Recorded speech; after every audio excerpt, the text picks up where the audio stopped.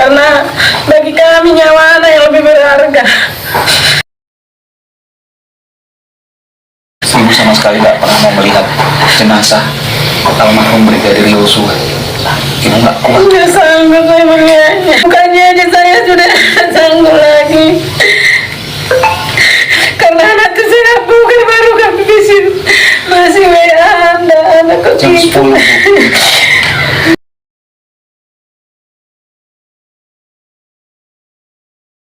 Hai Sobat Nuna Channel semuanya yang ada di seluruh Nusantara dari Sabang sampai Merauke.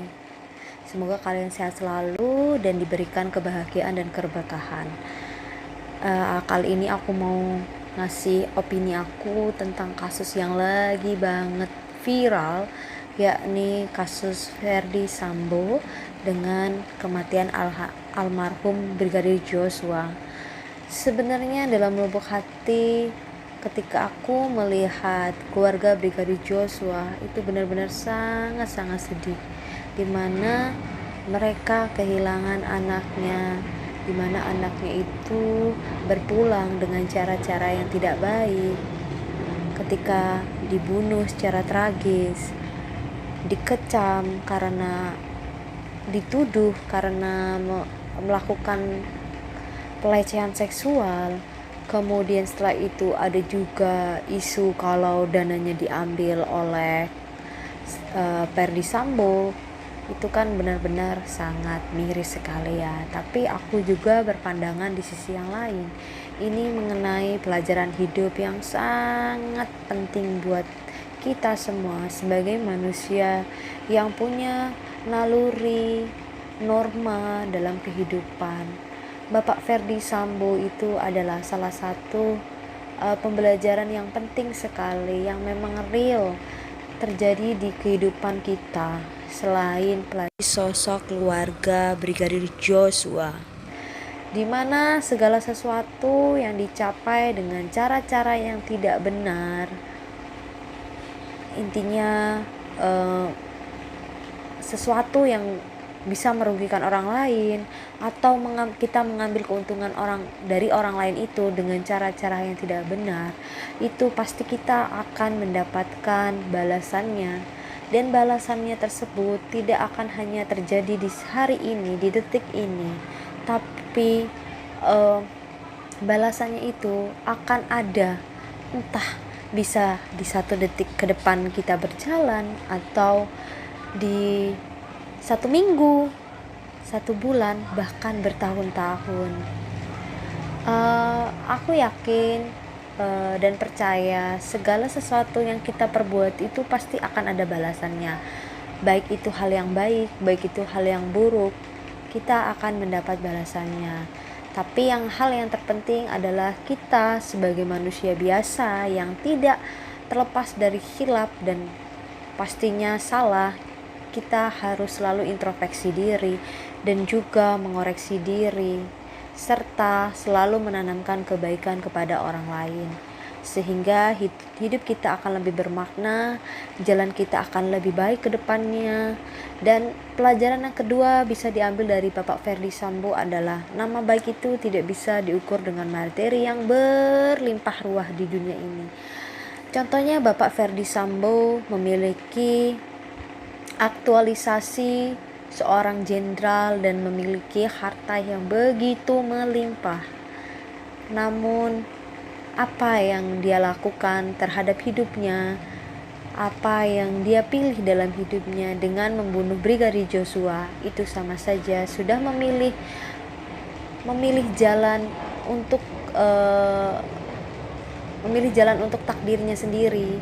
Dan saat ini yang terlihat hanyalah sebuah nestapa yang dia terima, karena dia sama saja saat ini menghancurkan karirnya, jabatannya, nama baik, kehormatan keluarga, dan mungkin juga ini bisa mempengaruhi masa depan anak-anak beliau, karena anak-anak beliau pun akan menerima imbas dari segala sesuatu perbuatan dari orang tua, atau ini bisa terjadi sebaliknya juga kalau memang case-nya adalah anaknya.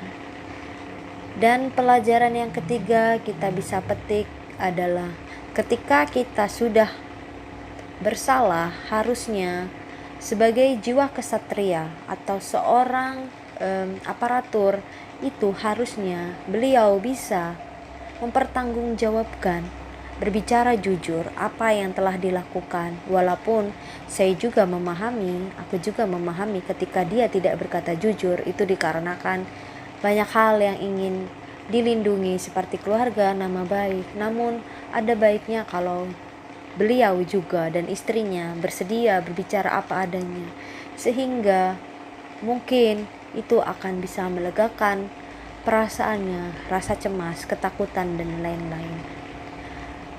Dan di sisi lain juga sebagai masyarakat yang mendengar pengakuan beliau juga akan merasa puas dan tidak akan membuat blunder skenario atau berasumsi untuk hal-hal yang dilakukan, karena memang dari awal itu sudah dibuat oleh Bapak Ferdy Sambo.